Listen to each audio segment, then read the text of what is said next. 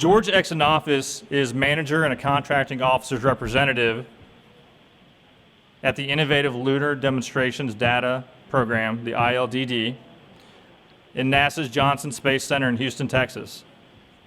His career has spanned more than 18 years at NASA.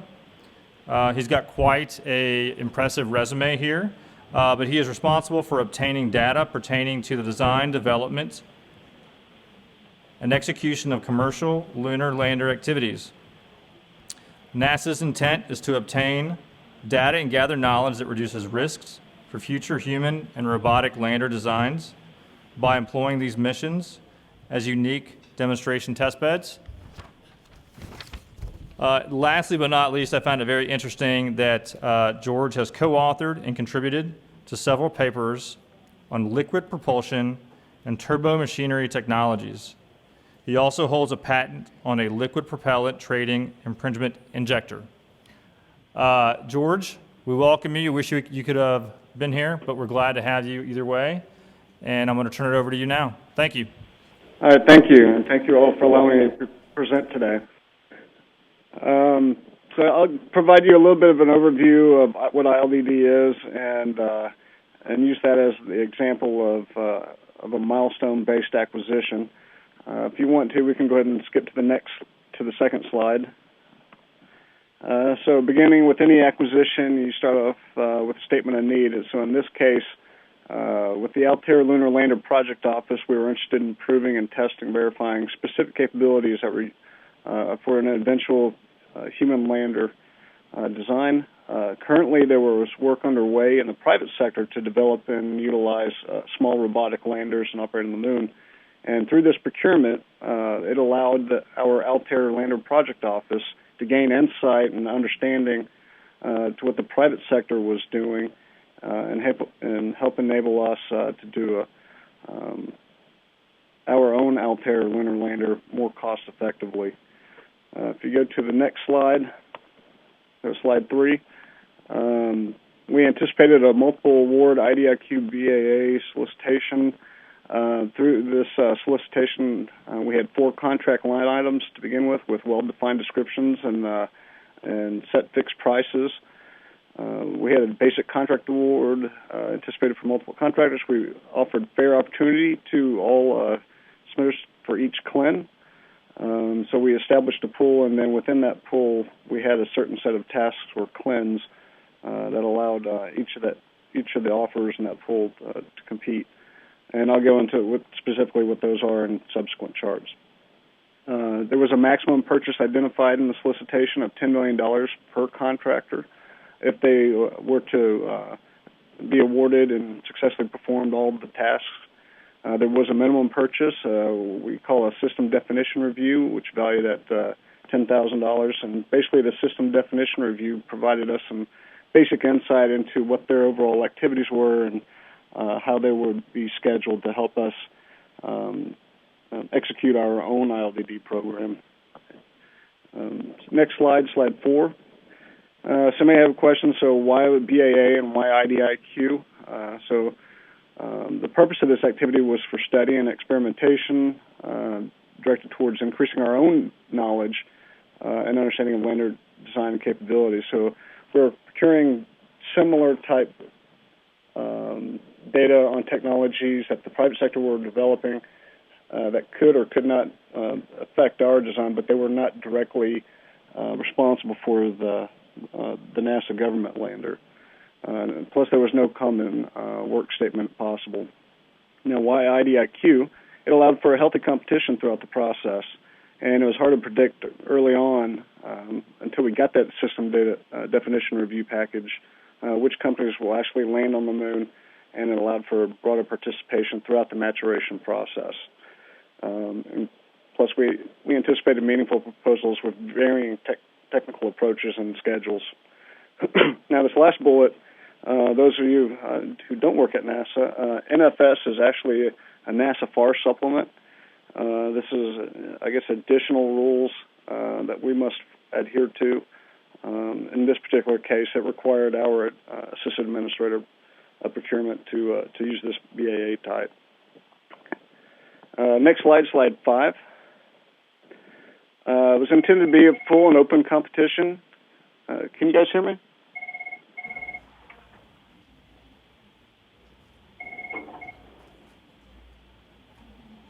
It was intended to be a full and open competition aimed at creating a pool of companies capable of supplying data generated as a result of landing on the moon in the 12 and 13 time frame. Specific words from the BAA itself.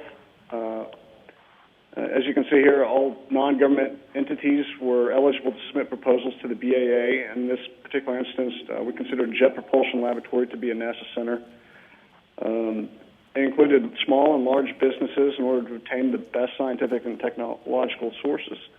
To this extent, we did allow for foreign participation. However, with additional constraints of the NASA FAR supplement, we would do so on a non-exchange of funds basis. If you go to slide 6, so this was the initial funding availability that we had planned for, given that based on the CLINs and tasks prior to receipt of the system definition review package. It was an aggressive schedule. It was about 3 years in total length. We did consider a small business coordination. We did so with the JSC, Johnson Space Center, and headquarters offices. However, I guess per these FAR clauses, we determined it wasn't necessarily appropriate for small business set aside. However, and I'll explain later on that we actually ended up awarding 2 small businesses in this case. For data right, total funding for this BAA is substantially less than it would be if we were to perform these activities specifically on our own. So we're actually acquiring significant amounts of data for really essentially pennies on the dollar. NASA had much greater flexibility in these contracts, which requiring the contractor to make substantial contributions of funds or resources. And with this BAA, it established a set minimum allowed offers to describe additional data rights they will allow, which we actually used as an evaluation factor. And for this instance, we actually had 4 different categories of data right. So the minimum, absolute minimum that we would accept is government civil servant only. And if you look at the other end of the spectrum, open and all available to the public. Now, there may be certain instances or circumstances that the contractor may wish to follow somewhere in between those 2 ends of the spectrum. And, of course, we would, like I said, mentioned, we would use that as an evaluation factor. If you go to slide 7, these were the 4 CLINs, or kind of discrete milestones that we specified in the BAA announcement. Here we kind of, at least in our initial planning capabilities, we had at least identified by fiscal year when we would require the fundings. However, we had actually had to tailor, and these contract mechanisms actually provided the flexibility for us to adjust depending on when the contractors were actually able to execute these specific tasks. So this is an example of what you see here, what we did on our ILDD and what was specified in the BAA. So if you go to slide 8, we talk about the proposals. So this is basically what we asked for when we solicited proposals. We asked for a technical approach, business model, and value proposal. Depending on your needs, you can always specify, what's the maximum page allowance. In our case, we limited to 10 pages for both the business model and the technical approach. And the value proposal, it's kind of unique in this case in that, I guess for each CLIN we specified, we would specify what level of rights the data would propose to confer to the government beyond the minimum, as I mentioned, internal government use only, but also provide the written justification that whatever products we are receiving through these delivery orders were of value commensurate with the prescribed value of each CLIN. Page 9. So these were some of the evaluation factors of relative importance in descending order. So priority 1 for us was a technical approach, and we evaluated based on reasonableness of the approach, the innovativeness of their technical approach, and then even in the business merit, because a lot of these companies that we're soliciting information from may or may not necessarily have had prior lander design experience. We did some assessment of what we thought it would take to execute it financially. And then if you go, like I mentioned earlier, the value merit again, we really focus on the value merit as well, on anything above and beyond establishing the minimum government use only, and making sure that the products that we receive were commensurate in value to the associated dollar values. Slide 10. Like I mentioned earlier, we had anticipated multiple awards. We ended up awarding to 6 different companies, which were all guaranteed with a minimum $10,000 for the submission of the SDR package as defined in the BAA itself. When payments occur when the task and the outline and the delivery orders are agreed upon in proposal and complete, submitted, and verified, we had fair opportunity provided to all the contractors in the initially selected pool of 6 to submit proposals for each delivery order. So even though we provided an outline or themes of each of the tasks or CLINs within the solicitation, we did have the flexibility in these contracts and this activity to specify further within each delivery order, which was a great benefit, and we could actually provide in what method we would like to receive the data, whether it's written, visually, correct telemetry from whatever activity that they were performing.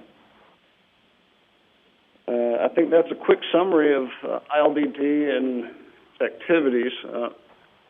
I'm ready to take any questions anybody may have, but also here's my contact information should you would like a more personal engagement on this activity.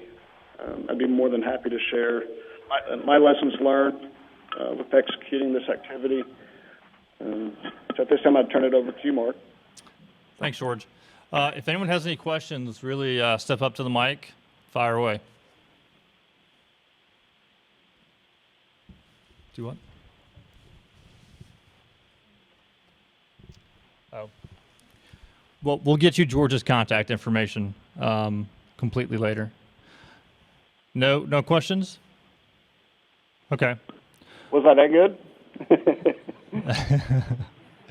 It was great. Anything else you want to add to this, George? Anything else you've got in the pipeline? So, I mean, I can't necessarily. I mean, actually, the contracts are still live. We initially issued the BAA solicitation, made the initial awards in fiscal year 10. The life of the contracts don't expire. The current contracts don't expire until into this fiscal year.